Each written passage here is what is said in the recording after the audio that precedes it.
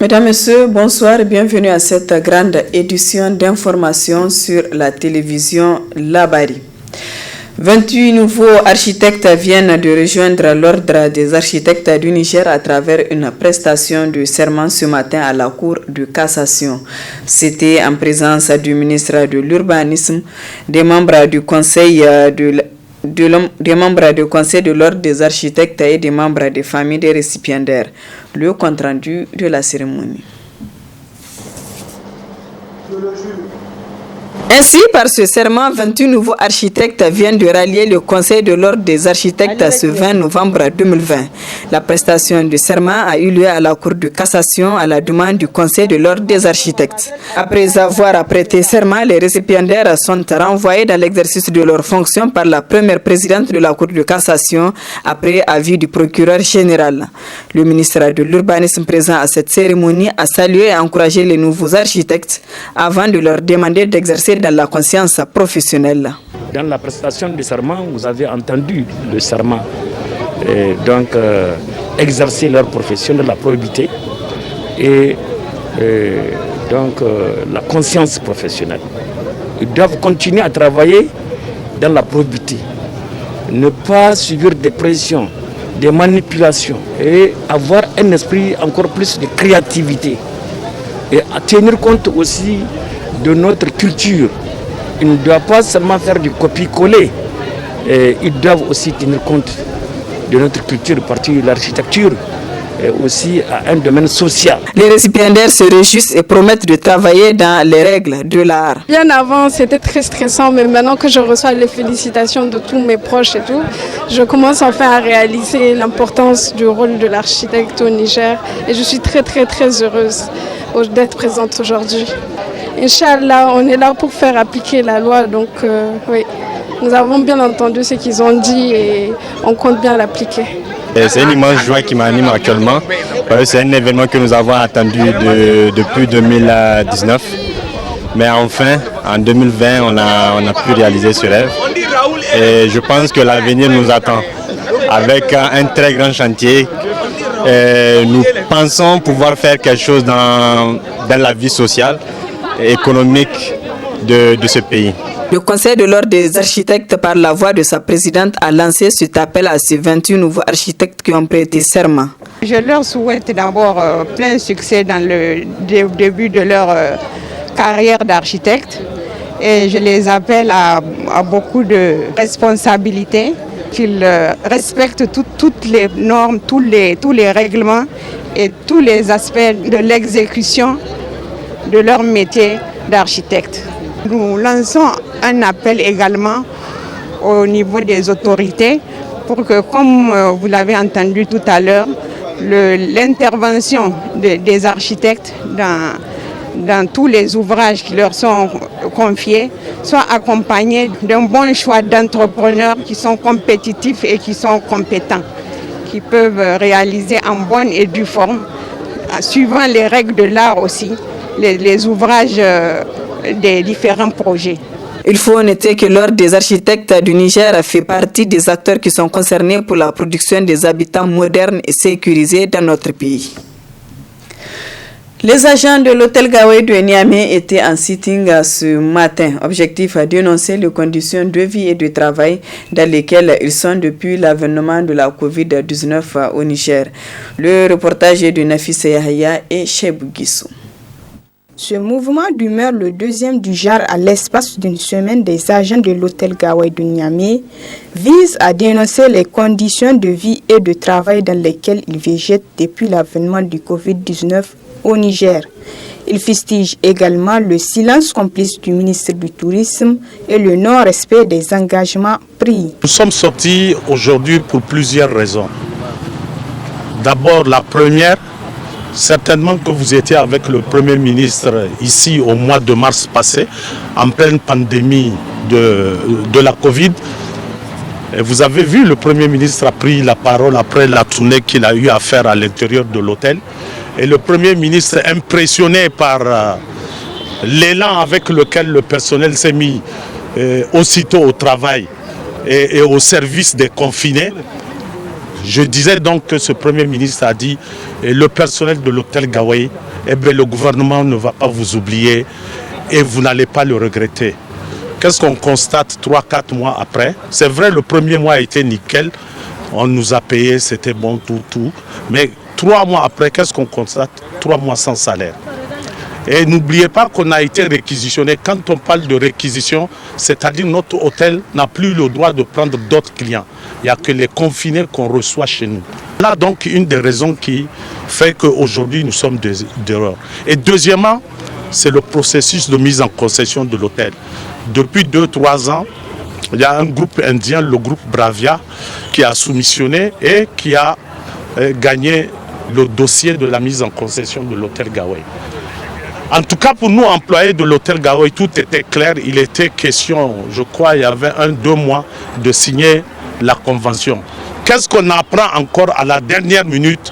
Que non, on va ouvrir 20% du capital à des privés nigériens. Mais où étaient ces privés nigériens quand il y avait 2-3 ans? On a ouvert le dossier à tous ceux qui sont intéressés. Vous voyez encore ce jeu de ping-pong qui ne nous arrange pas. Et cet hôtel est en train de prendre un grand coup. Cet hôtel a 40 ans.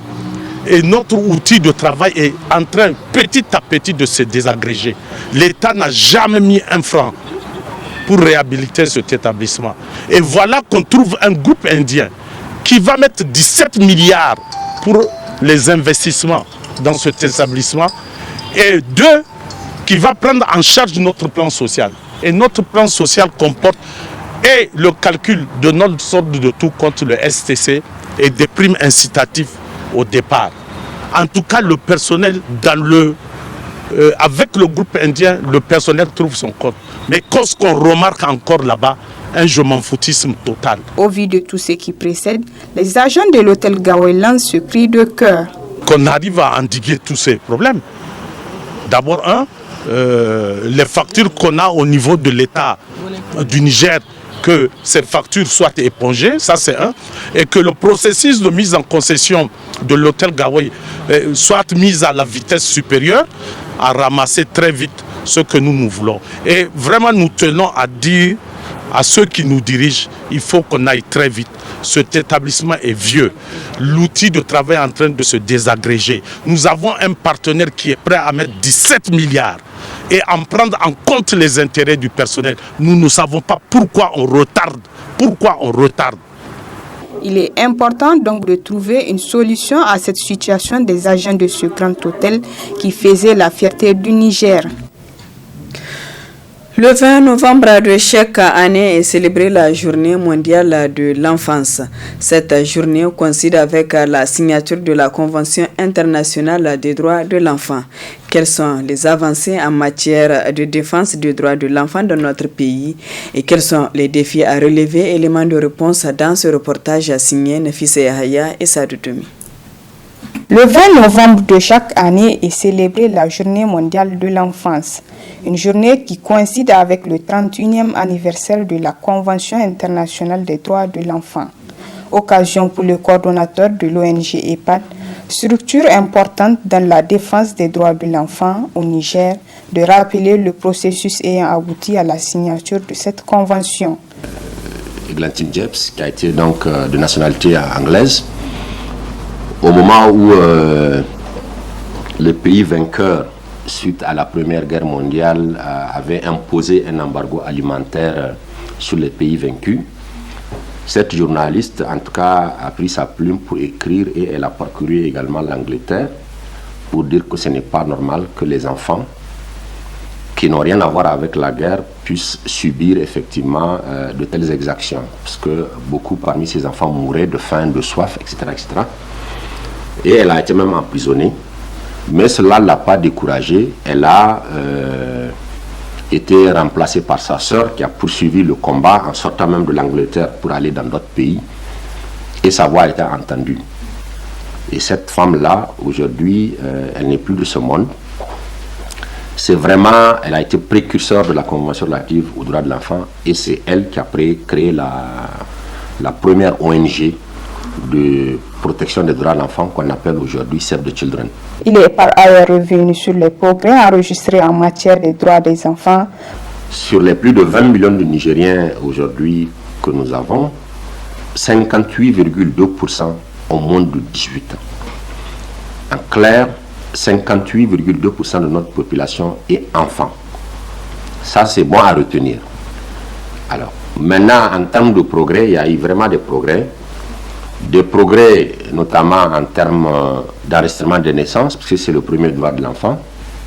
Il y a eu quand même beaucoup d'avancées. En tout cas, le ministère de l'Intérieur et ses partenaires ont érigé, en tout cas, pratiquement tous les gros villages en centre déclaratif de naissance. Les délais ont été prolongés, les frais ont été revus à la baisse. Et je pense que cela a aujourd'hui contribué à améliorer significativement le niveau d'enregistrement des naissances, bien qu'il y a des défis bien entendu. Au niveau aussi de l'accès à l'éducation. Aujourd'hui, il y a eu beaucoup plus une accélération de la scolarisation des enfants, notamment de la jeune fille. Maintenant, en termes de survie et développement des enfants, notamment tout ce qui concerne la santé, tout ce qui concerne par exemple les questions de vaccination, tout ce qui concerne la mortalité juvénile infantile, à ce niveau également, il y a en tout cas des progrès notables qui ont été constatés ces dernières années. Il y a eu aussi, en termes de politique publique, en tout cas, le document cadre de protection de l'enfant qui a été initié par le ministère en charge de la promotion de la femme, protection de l'enfant, aujourd'hui a pris en compte beaucoup de dispositions, ou contient beaucoup de dispositions qui sont très très favorables au niveau de la protection des enfants. Sidiko a enfin exhorté les uns et les autres à s'engager aux côtés des enfants du Niger pour faire entendre leur voix, leur cri de cœur afin de plaider leur cause. Dans le cadre des élections prochaines au Niger, Studio Kalongu a donné la parole à la population de Niamey pour savoir comment elle appréhende ces élections. Plus de détails dans cet élément. Abin da yake fata kasar ga zaman lahiya saboda shine arziki na gaba kuma mu yan Niger ne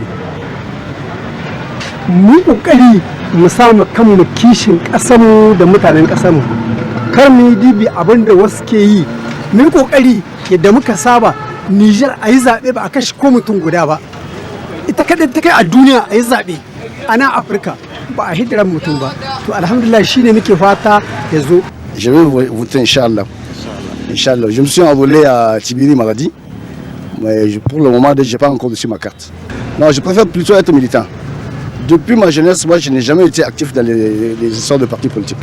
Je suis juste militant. Quand il y a les votes, je vote et puis ça s'arrête là. Quel que soit celui qui va être président de la République, l'essentiel est qu'il s'occupe de la population. Voilà, c'est tout. Kasina ba vote ta afo kasina carte est-ce que vous vote o kirgba dai imatendi kimi bor kulum ko ceki bora kan du iko imano inte hay kan fitin kul skala bola hal hay tendi kimi bori si yenge amala man tendi kimi bora kan dira man dirki hennan bora kada mo mandu henno. Cérémonie d'ouverture hier jeudi à Tillabéri d'un séminaire de formation des délégués du personnel des entreprises sur le thème Chancellerie des ordres nationaux du Niger. C'est une initiative du syndicat national des travailleurs du commerce Centracom. Le compte-rendu de Nasser Dantouf. Chancellerie des ordres nationaux du Niger, c'est le thème retenu pour ce présent séminaire de formation syndicale initié par le syndicat national des travailleurs du commerce Centracom à l'intention des délégués du personnel des entreprises membres du BEN Centracom affiliés à la Confédération nationale des travailleurs. En effet, dans la carrière, tout travailleur mérite une reconnaissance des efforts fournis.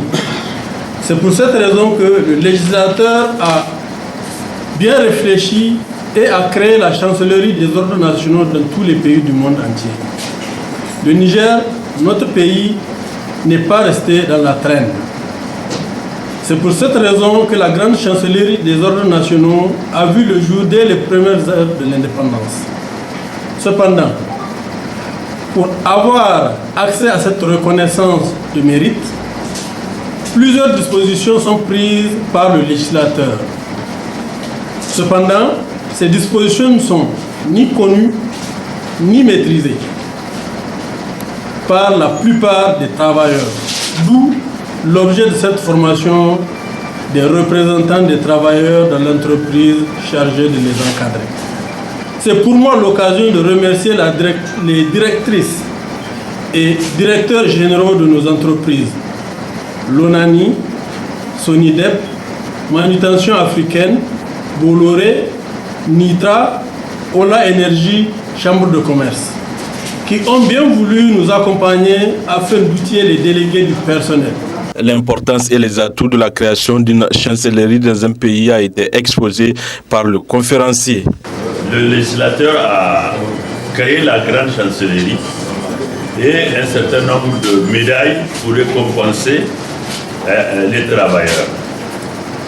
Mais avant de venir aux décorations modernes et nouvelles, il y a lieu de rappeler historiquement que nos sociétés traditionnelles avaient d'autres distinctions pour récompenser les meilleurs, les méritants, les excellents, les braves.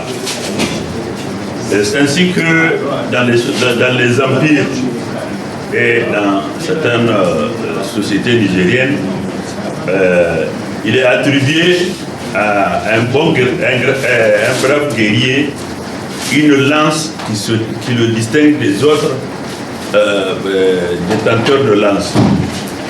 Et le chef, des fois, donne en cadeau une femme pour un guerrier. Et deuxièmement et troisièmement, il arrive que le plus méritant, le plus brave, soit habillé par le roi en lui remettant une étoffe distinctive qui le remarquera de toute la population. Dès qu'on voit l'intéressé porter l'étoffe, on sait que c'est un modèle pour la société, c'est un brave. Donc c'est de ça que les législateurs se sont inspirés. Et avec l'indépendance en 1961, il y a eu la création de la première décoration. Ainsi, 2 jours durant, ces délégués du personnel seront outillés. C'est l'importance de la création d'une chancellerie des ordres nationaux. Importée généralement des pays de la sous-région, la banane plantain inonde nos marchés ces derniers temps. Elle est une sorte de banane habituellement cuisinée. La banane plantain est beaucoup consommée par la population de Niamey et son prix est abordable. Le reportage est de Nafissa Saleh et Sadoudoumi. Le plantain de banane est une variété de bananes habituellement cuisinée et consommée principalement cuite. Il existe deux sortes de bananes plantain, de grosses et de longues bananes. Elles sont beaucoup consommées par la population ici à Niamey où leurs prix sont abordables sur les marchés. Banane plantain no. Alors ko banana ki ga hagu. Wannan yawo ifunda Nigeria. Son alok torani go son adanga alok torani go saison rani go son comme il kata de bayan kulu.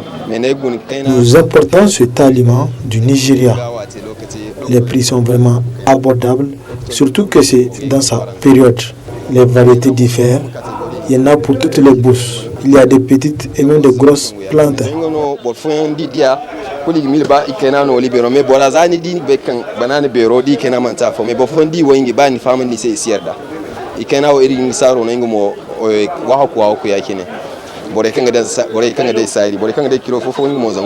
Déconseillé d'en consommer cru, la banane plantain est quand même riche en diverses vitamines. La première vertu, c'est que la banane, contrairement à l'autre type de banane, la banane contient de l'amidon. Donc cet amidon fait que cette banane-là apporte de l'énergie. Donc c'est un aliment énergétique. Le deuxième élément également de différence entre la banane plantain et l'autre banane, c'est que cette banane-là contient des protéines. C'est ce qui explique lorsque nous faisons la cuisson, notamment la cuisson frite, cette banane-là devient dorée. Donc cette banane contient également des protéines. Troisième élément important qu'on retrouve dans cette banane-là, c'est que cette banane contient des vitamines. Maintenant, parmi les vitamines qu'on trouve dans cette banane, vous avez notamment les vitamines du groupe B, et ces vitamines du groupe B sont importantes notamment pour certains métabolismes. Il faut éviter la consommation de cette banane crue. Lorsqu'on consomme cette banane plantain crue, malheureusement, on peut avoir ce qu'on appelle des aérophagies, notamment un ballonnement. Et donc, sinon, à part cet état de fait, la consommation de cette banane ne pose pas problème. Le deuxième conseil que je donnerais, c'est surtout pour, comme je l'ai dit, c'est bénéfique pour tout le monde, mais pour les individus qui sont en excès de poids, il faudrait modérer la consommation de cette banane. Les bananes plantain ne sont pas produites au Niger. En effet, elles sont importées des pays côtiers, à l'exemple de la Côte d'Ivoire et du Bénin. Voilà, mesdames, messieurs, ici prend fin ce journal. Merci à vous de l'avoir suivi. Excellente soirée en compagnie du programme de la télévision La Bari.